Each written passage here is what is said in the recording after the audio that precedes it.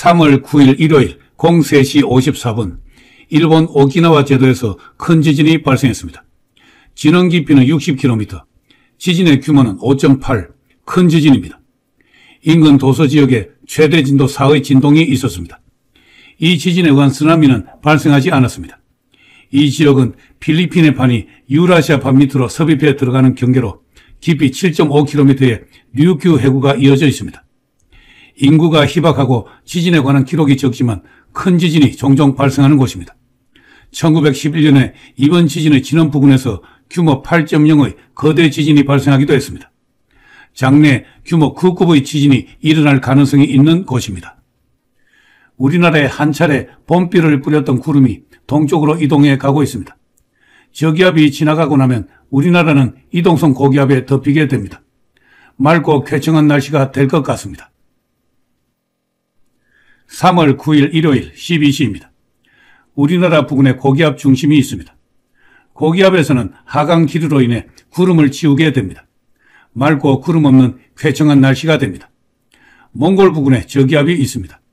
남쪽에 고기압, 북쪽에 저기압, 남고 북쪽 기압 배치가 되면 우리나라에 남풍이 불고 기온이 다소 올라가게 됩니다. 바람의 상황입니다. 우리나라 부근은 바람이 거의 없는 온화한 봄 날씨가 되었습니다. 그러나 바람이 없고 공기가 정체하면 미세먼지가 기승을 부리게 됩니다. 다 좋을 수는 없나 봅니다. 850헥토파스칼, 상공 1500m 기온입니다. 평지에 눈 내리는 기준이 되는 마이너스 6도는 멀리 북쪽으로 올라갔습니다. 아직 우리나라에 한기가 남아있지만 몽골 부근에 저기압이 있고 이 저기압이 난기를 끌어올리고 있습니다. 점차 우리나라는 한기에서 벗어날 것으로 보입니다. 봄철은 짧은 주기로 날씨가 변화하기 쉬운 시기입니다. 날씨 변화에 따라 기온도 업다운을 반복합니다. 다가오는 주말경에 또 큰 변화가 나타날 것 같습니다. 3월 16일 다음 주 일요일입니다. 우리나라 남쪽을 저기압이 통과합니다. 동중국해에서 발생한 남한 저기압입니다. 봄철에는 고기압과 저기압이 교대로 우리나라를 통과합니다.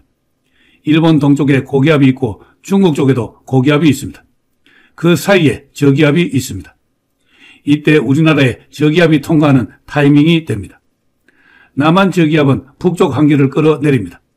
이날 눈이 내리는 곳이 있을 것 같습니다. 미국과 독일 모델을 함께 보도록 하겠습니다. 저기압이 우리나라 남쪽을 통과하고 있습니다. 그러나 저기압이 통과하는 시각이 각각 다릅니다.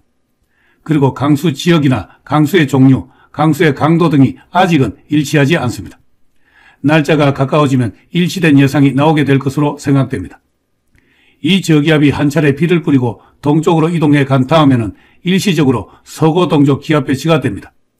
비가 내리고 난 뒤 기온이 떨어질 것 같습니다. 기상청 중기예보를 보도록 하겠습니다. 서울의 최고 기온입니다. 3월 14일 금요일경에는 최고 기온이 15도까지 올라갈 것으로 예상하고 있습니다.